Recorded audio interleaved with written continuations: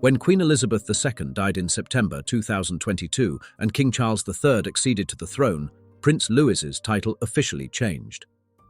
Overnight, the little boy the world knew as Prince Louis of Cambridge became His Royal Highness Prince Louis of Wales, a subtle shift that quietly moved him closer to the centre of a monarchy undergoing one of its most transformative moments in decades. The change wasn't marked by a ceremony. It was the natural result of a chain reaction. Charles became king, William and Catherine became Prince and Princess of Wales, and their children inherited new territorial designations. George, Charlotte and Louis, the Wales children, suddenly carried titles that tied them more deeply to the institution their parents are trying so carefully to modernize. For a 7-year-old, it's a lot for a nameplate to hold. And yet, within the palace, the new title signals something bigger. Prince Louis is growing up at a time when the rules of royal life are being rewritten around him. Prince Louis of Wales sounds classic and ceremonial, but it places him directly in a centuries-old hierarchy. He is fourth in line to the throne, following his father and older siblings. That makes him significant, but also part of a much larger conversation inside the monarchy. On one side are the traditions that have defined royal life: hereditary titles, dukedoms, public duties. On the other is a newly slimmed-down royal family, shaped by recent scandals and shifting public expectations. With fewer working royals on the horizon, the question becomes, what does a title like Louis actually mean now? For a generation raised under King Charles's reforms and William's even more modern vision, titles aren't merely labels. They are choices, responsibilities, and in some cases, burdens. Louis's new title brings status, certainly. But it also raises the question of what a spare prince looks like in an era where the palace is trimming back everything that once seemed automatic. To appreciate what Prince Louis of Wales represents now, you have to go back to April 2018, when he was born at St Mary's Hospital in London. Under the old rules established long before his birth, only the eldest son of a future monarch was automatically granted the title of prince. As the third child of the then Duke and Duchess of Cambridge, Louis would have been styled Lord Louis Mountbatten Windsor. But in 2012, Queen Elizabeth II issued a new letters patent, granting all of William and Catherine's children HRH titles from birth. So when Louis's official birth certificate was issued, unusually typed rather than handwritten, it named him His Royal Highness Prince Louis Arthur Charles of Cambridge. Even before he could open his eyes, a century of old rules had been rewritten to make room for him. Louis's new title didn't come during a joyful royal milestone. It came during a period of national mourning. When Queen Elizabeth II died, William immediately became the Prince of Wales, the most senior title available to a male heir. Catherine became Princess of Wales, and their children's titles changed in turn. The palace confirmed that the children would now be known publicly as Prince George of Wales, Princess Charlotte of Wales, and Prince Louis of Wales. At school, the transition was equally practical. Instead of using the family surname Mountbatten Windsor, the children go by George Wales, Charlotte Wales, and Louis Wales. To their classmates, they're simply children. But the weight of Wales carries centuries of symbolism, particularly in a country where the title has deep political and cultural resonance. For someone with such a formal name, Louis remains the most mischievous of the Wales children, the one who steals the spotlight without trying. The balcony faces at Trooping the Colour, the Platinum Jubilee dancing, the famously bored expressions during long services, birthday portraits showing him grinning with missing teeth and grass-stained jeans. Everything about his public image leans into relatability, and that's intentional. William and Catherine have made it clear they want their children to have as normal a childhood as possible, despite the titles.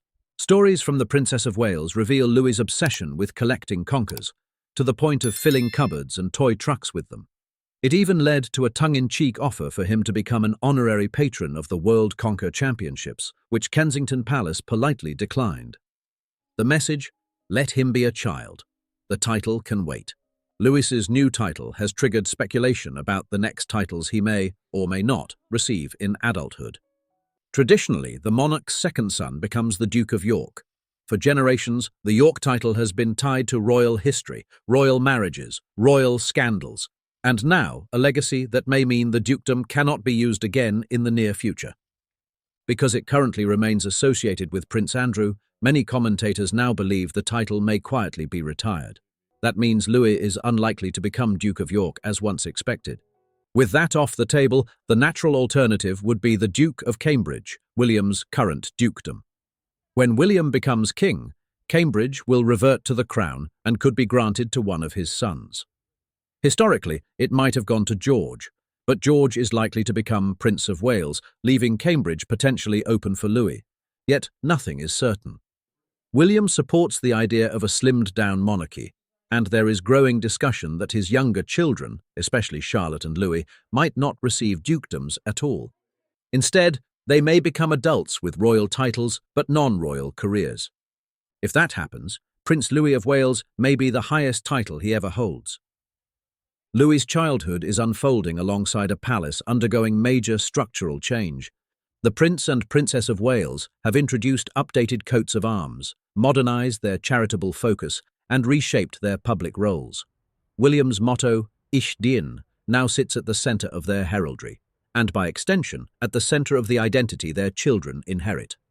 At school, however, the children experience the opposite of grandeur.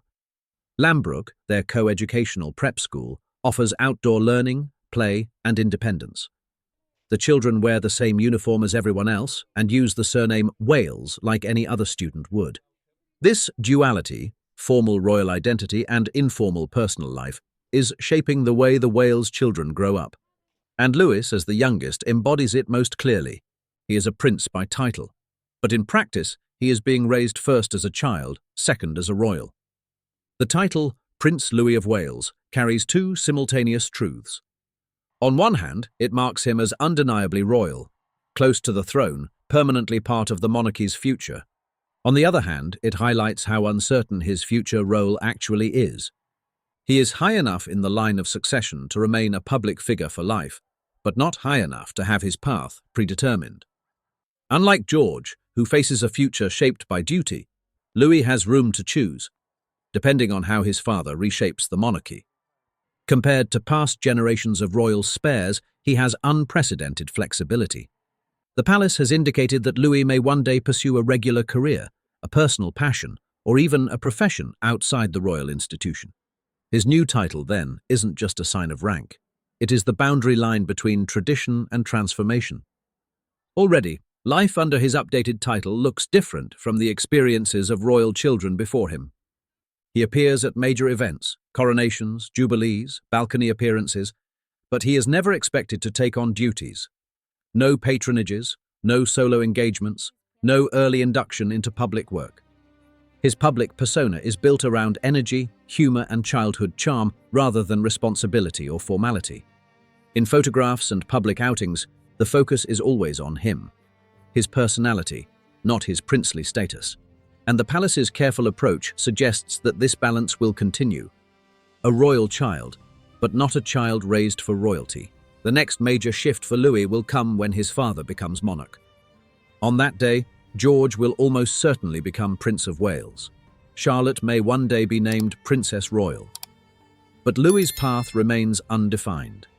He could be granted the Duke of Cambridge title, he could receive another newly created dukedom, or, in a move that would mark a major break from tradition, he could simply remain Prince Louis of Wales without a peerage at all. And that possibility reflects the monarchy's current crossroads. A system built on tradition, led by a generation reshaping those traditions as they go.